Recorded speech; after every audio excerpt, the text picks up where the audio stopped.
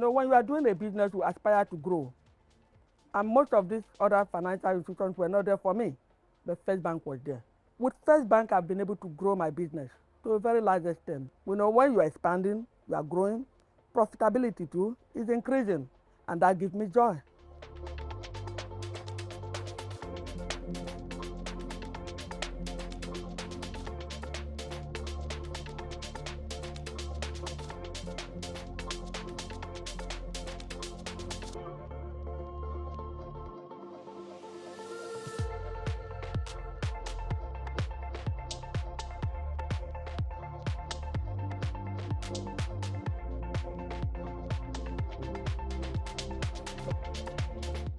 Together with British International Investment, the UK government is working around the world to create the conditions for SMEs to thrive.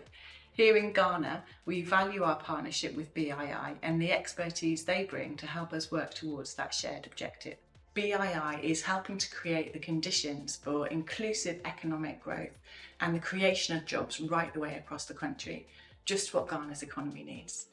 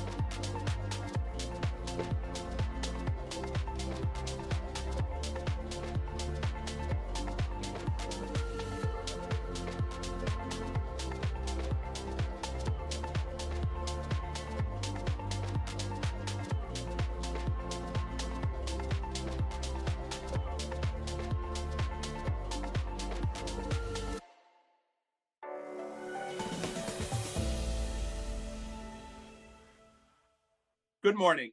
My name is Colin Buckley. I'm a Managing Director and General Counsel at BII, and today I'm moderating a panel entitled Impact on People, Partnerships to Support Those Most in Need. So 20 years ago, Paul Collier wrote a book called The Bottom Billion, and in it, he highlighted the fact that those countries and people most in need have been left behind by the economic growth spurt in developing economies. Today, we're going to talk to some remarkable people, partners of BII, who are focusing on those in that most difficult task, improving lives in some of the most vulnerable and fragile countries. Let me start by introducing our panel. We have Deep Karki, who is Technical Director of Invest for Impact Nepal, or IIN. Deep has over 25 years of experience spanning the financial services industry, including banking, private equity, development finance. He's worked for the IFC, he's worked for the World Bank, and at IIN, Deep supports partner financial institutions and private equity and venture capital funds, guiding them through becoming investment ready for foreign investors, including DFIs.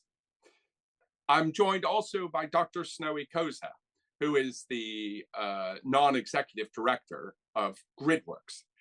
Dr. Koza is a distinguished South African business executive and development activist with over 30 years of experience in management and directorship roles. She's been instrumental in leading Big in Africa, serving as its group CEO and its executive chairperson. And our third panelist today is Jules Ndambu. He is a principal at the Africa Resilience Investment Accelerator, which we'll call ARIA, and he's a managing director at Cross Boundary. Jules leads ARIA's investment strategy on financial services with a focus on improving access to finance for people in frontier markets. He leads cross-boundary investment advisory team in the Democratic Republic of Congo and is based in our Kinshasa office. So Deep, let's start with you. I mean, let's start with Invest for Impact Nepal. Tell us what it's all about, what it's trying to achieve in Nepal. Thank you, Colin. Thank you for the introduction and for this opportunity to share our work about Invest for Impact Nepal.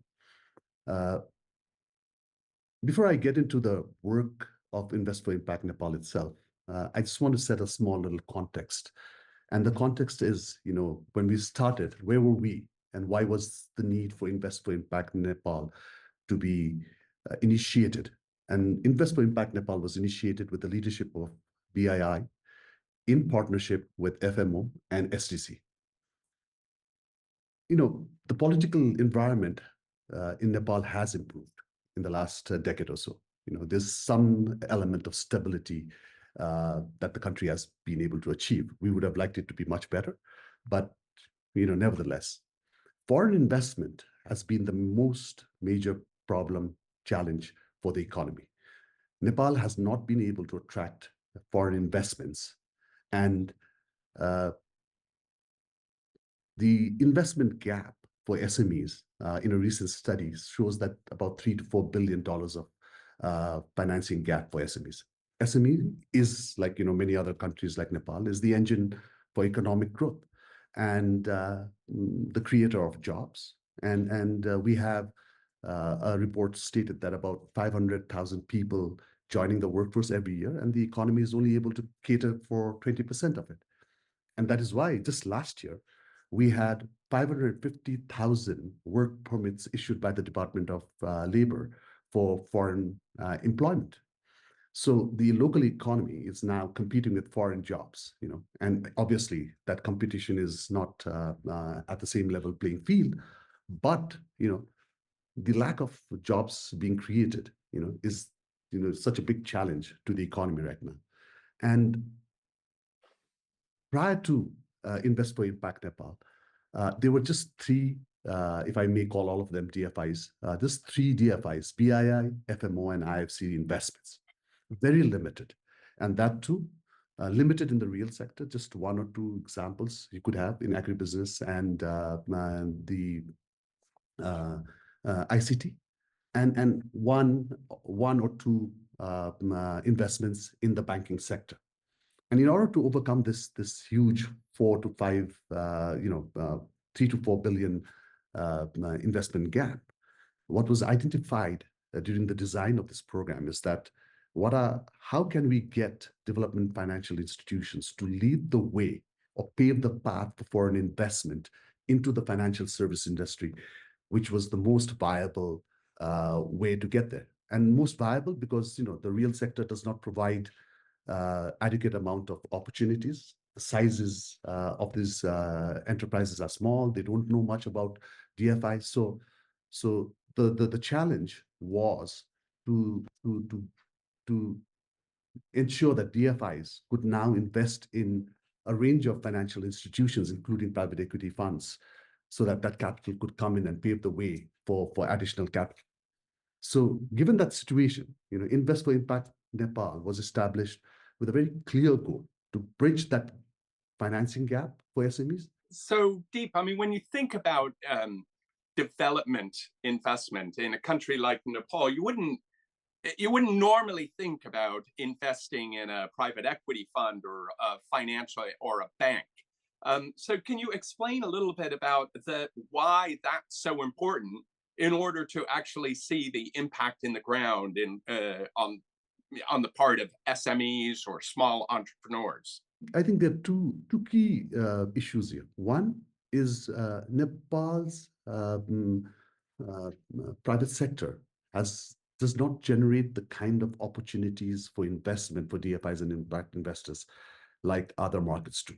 We are still internally oriented. We have very few export-oriented businesses. Foreign exchange is a big challenge, and ticket size. So the size of companies that we have in Nepal are not viable for DFI and impact investors, direct investments. It has been tried. A couple of investments have been made, but they have not sort of proliferated across the industries. So the investments through the banking sector, and because 90%, like again, like many other countries, like Nepal, 90% of our enterprises are SMEs, and they need smaller capital, and they need financing in local currency because they are not export-oriented businesses. So what financial intermediaries and private equity funds do is bridge that gap, that financing. They translate large investments down to local small investments and become the intermediary for these institutions to pass on those investments. Okay, so I understand that. I get that sort of bridging intermediation. Can you give us some examples of some of the investments that have occurred because of IIN that wouldn't have occurred otherwise? We're a market shaping program, and to answer that question directly, to say, what is it that you can attribute to yourself is for the evaluation team to sort of answer. But what we can tell you is, since 2021, there were just about 2 or 3 investments in the financial services industry. After IIN came into operations and started its collaborative work, we now have 20 plus DFIs engaged through the platform.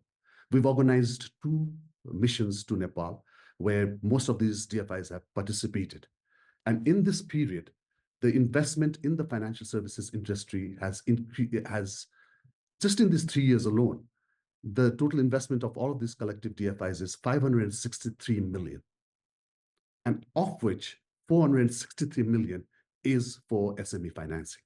Well, thanks very much, Deep. Jules, a lot of what Deep is saying must seem familiar to you, because as I understand it, ARIA is trying to duplicate this in the African context. So how does Jules' experience in Nepal resonate to you with your work in Africa with ARIA? Yeah, the experience that has been shared by Deep resonate a lot with us in Africa. Just a quick word about ARIA, which is a fantastic and unique initiative from DFIs, born out of the observation that certain countries are underinvested. And these countries on the continent, they tend to be more marginalized for a range of reasons and are difficult for DFIs to operate and invest in. And then ARIA is really that initiative, that pooling and sharing resources from DFIs by embedding people into those fragile markets, having boots on the ground to assist with pipeline origination, deal triage, building relationship with future DFIs, investees. And of course, ARIA is present in 5 fragile African markets today, including Benin, DRC, Ethiopia, Sierra Leone, and Liberia. And again, it's an initiative led by BI in partnership with FMO. We see a lot of challenges to be overcome in these markets with regard to the quality of the deal flow that DFIs can finance. The ticket size sometimes that DFIs offer is higher than what is required by most small and medium-sized enterprises in the market. And that strategy of effectively going through intermediaries like financial institutions is definitely what resonates with us, and it's actually needed in those markets to reach out to SMEs and low-income population that are really at the bottom of the pyramid.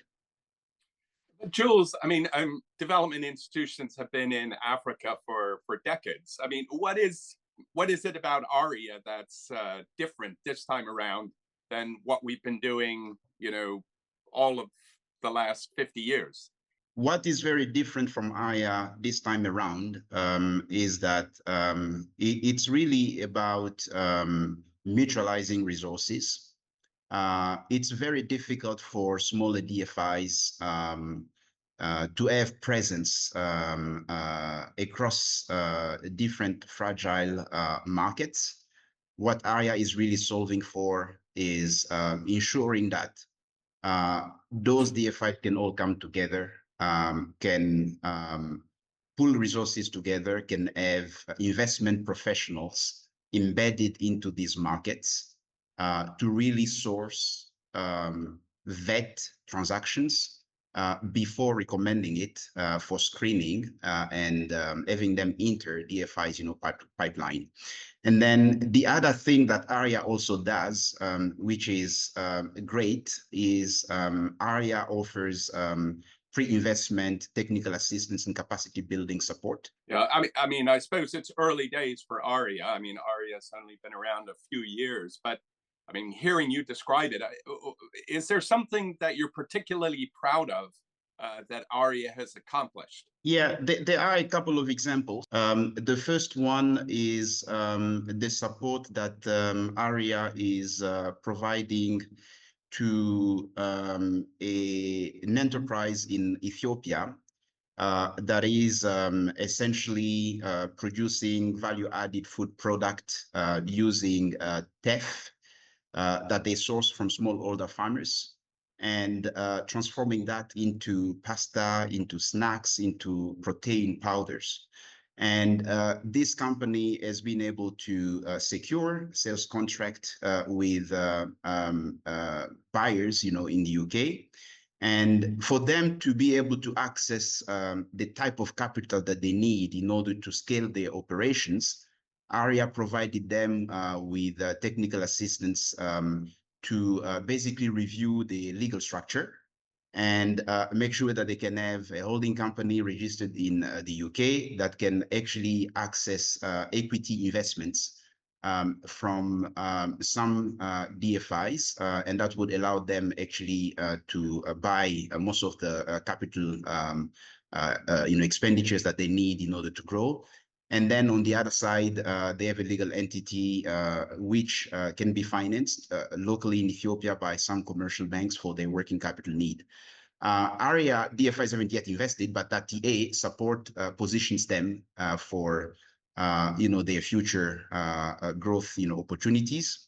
And then the other example is the technical assistance program that we have structured with a bank here in the DRC, which is active in the agri-food sector.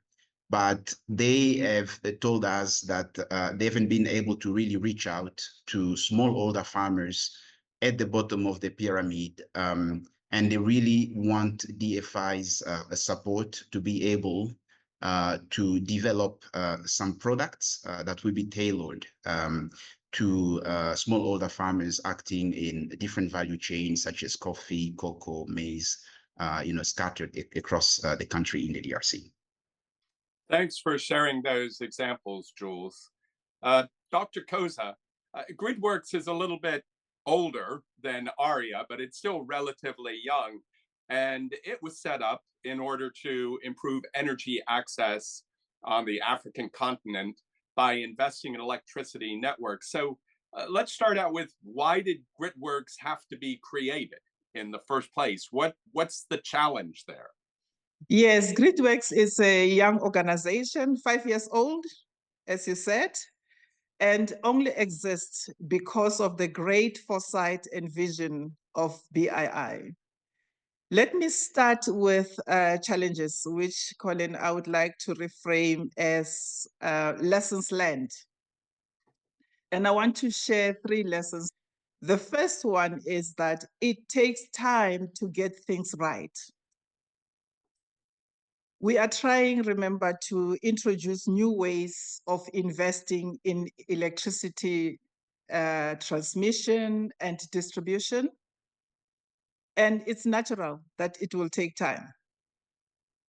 So in our work, starting from building large-scale mini-grids to developing transmission and distribution projects, we are often working without existing reference points while introducing new concepts. The second lesson is that not everyone would agree with you. So we know that in Africa, there are established views about how electricity access can be achieved and how networks can be financed. So not everyone would agree with you, but we're finding more and more of African governments that are willing to look at alternative ways to fund their critical electricity infrastructure. So now governments are now handing over responsibility, some responsibility, let me say, to the private sector. But that also allows governments to be able to focus their limited budget on priorities like health and education. The third lesson that we have learned is be realistic. Grids are hard, Colin, to develop.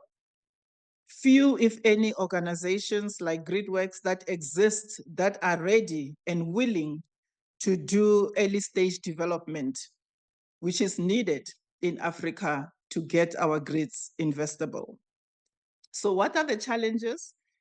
We are seeing a lot of successes. So those challenges for us do not deter us from doing what we need to do on the continent. And we are starting to develop a series of groundbreaking projects to bring clean, affordable, and reliable power to people and business across Africa. So I want to share with you, Colin, 3 successes.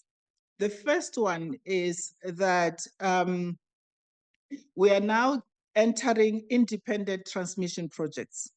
So GridWorks is at the forefront of a new wave of independent power transmission. We call it IPTs. These projects offer African governments an alternative way of funding critical infrastructure without needing to increase government borrowing. We have announced new projects, and we are happy in Uganda, Tanzania, and Mozambique, which will increase energy access and reliability, as well as allow an uptake of more renewable energy. The second one is MOI in the DRC, Jules. And this is an ambitious program to build greenfield solar-powered utilities that will provide electricity to millions of people in isolated cities around the northern part of the DRC. The third success, Colin, is Anzana Power, which is an African utility that develops, invests, and operates distributed renewable power to projects that are encouraging to bring reliable and low cost, and I want to emphasize low cost power, to rural communities across Southern and Eastern Africa. Thank you very much, Dr. Koza. I mean, when we think about investing in grids, it sounds awfully technical. And can you give us some sense of what it means for some of these rural communities to suddenly receive power where that power wasn't available before? I mean, how does this change people's lives? Well, it's changing the lives of people, Colin, and the lives of those communities around where the power grid is running. So remember, as I said when we started, that we are just 5 years old. So most of our projects are currently in development. However, there is one project that excites me all the time, which is up and running, which is Zengamina Power. So Zengamina is a privately developed mini utility that supplies power to Ikelenge district in the northwest Zambia. So it generates renewable power from mini hydro electric scheme on the upper side of the Zambezi River. It then transmits the power across an independent island grid, 300 kilometers from the national grid, and directly supplies 1,000 connections, impacting 9,000 people. And this is done with the support of the Zambian government and is providing a blueprint for the government of Zambia to rapidly use this as a blueprint to increase electrification in other parts of northwest Zambia. So the impact on the community is huge. And I want to use one example, Colin. The example is that through Zengamina, there's a community in Kelenge which has a rural hospital and a school. And this hospital is staffed with well-trained doctors and surgeons and performs life-saving procedures not seen in most rural Africa. There is one school also. The school is one of the best in Zambia, and children around the country are traveling to go to this Ikelenge school to attend it.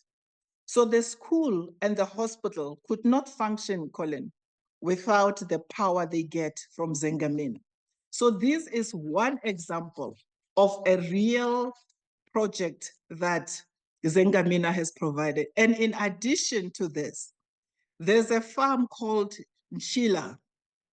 This farm was able to produce maize off-season due to the ability to provide reliable irrigation.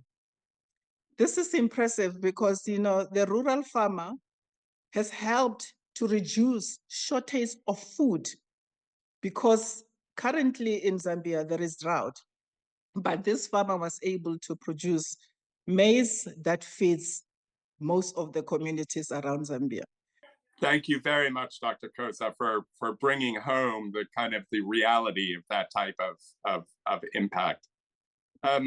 Deep, let me ask you a question. I mean, we're talking about fragile and vulnerable countries. I mean, are there particular challenges that you face in these countries that you don't face in kind of normal developing economies?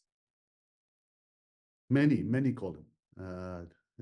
You know, specifically, I mean, you know, remaining within the Nepalese context, investment in the real sector, or in any sector, is about size, is about the currency, it's about investment readiness, regulatory framework, and all of that.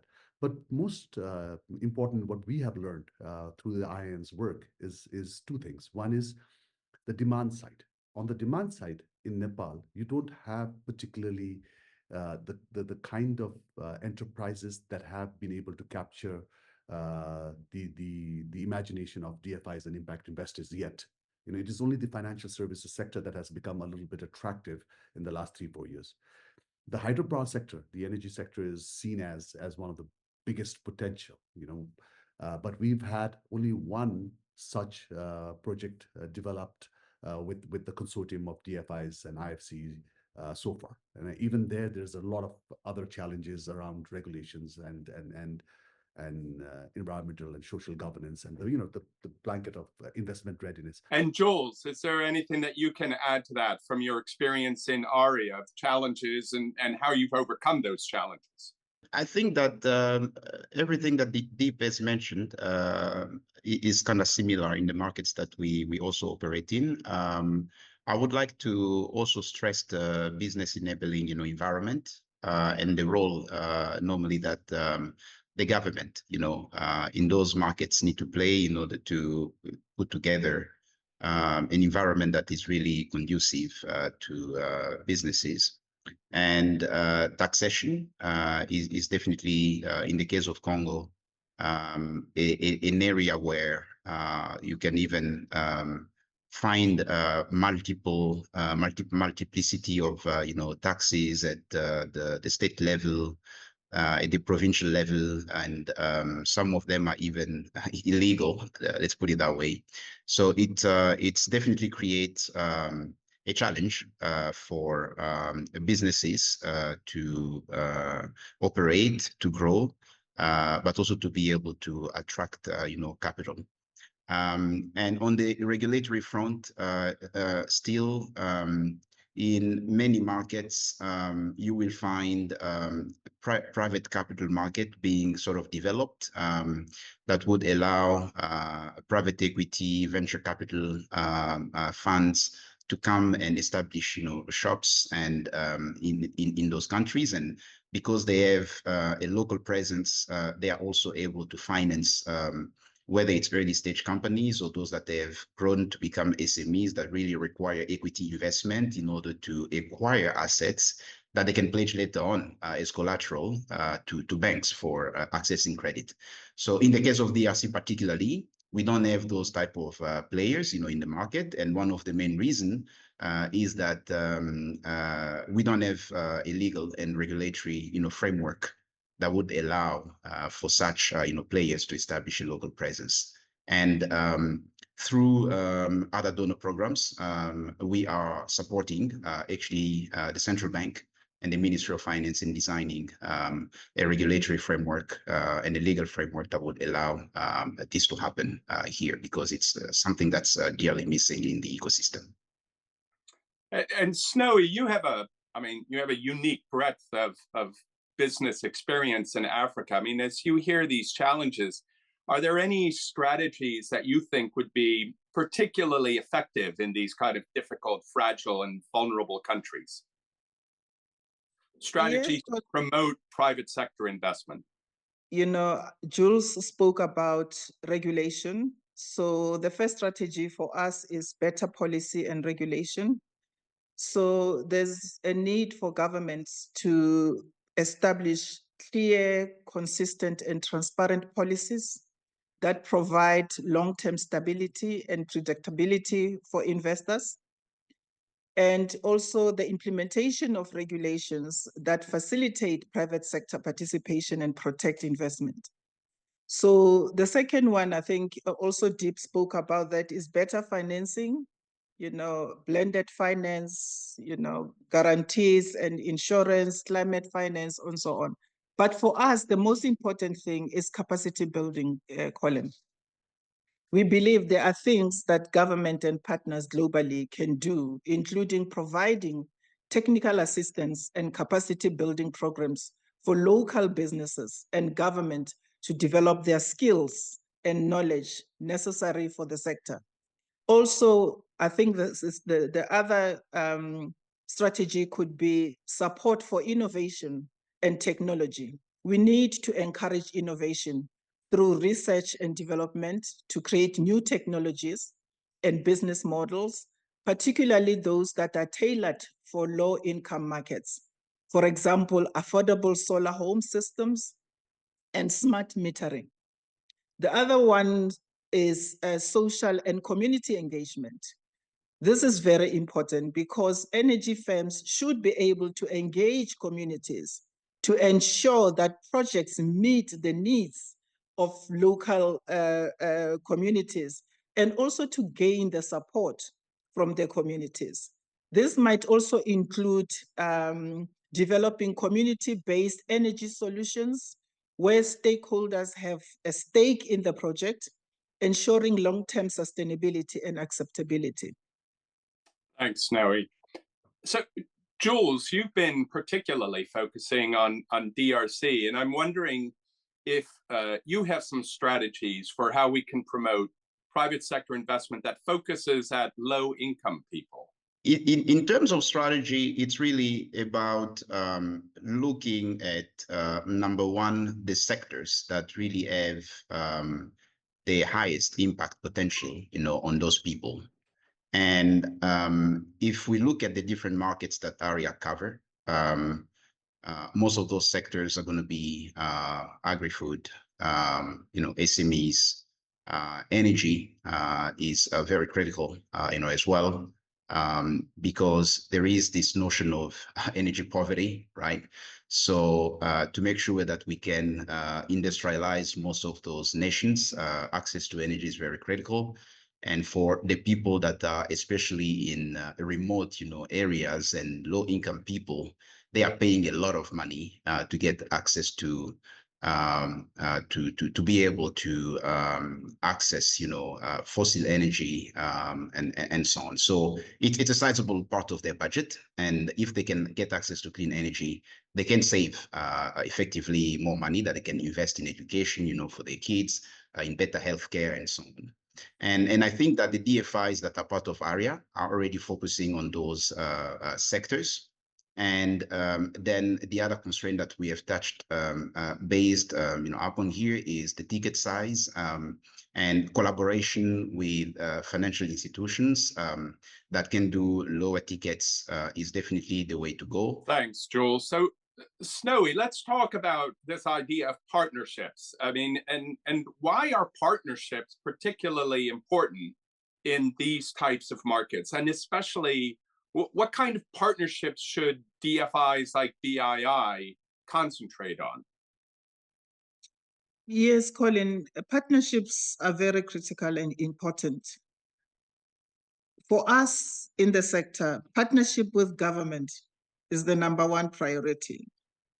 Partnership with energy developers and providers of finance are critical to enable access to energy, especially in these economies.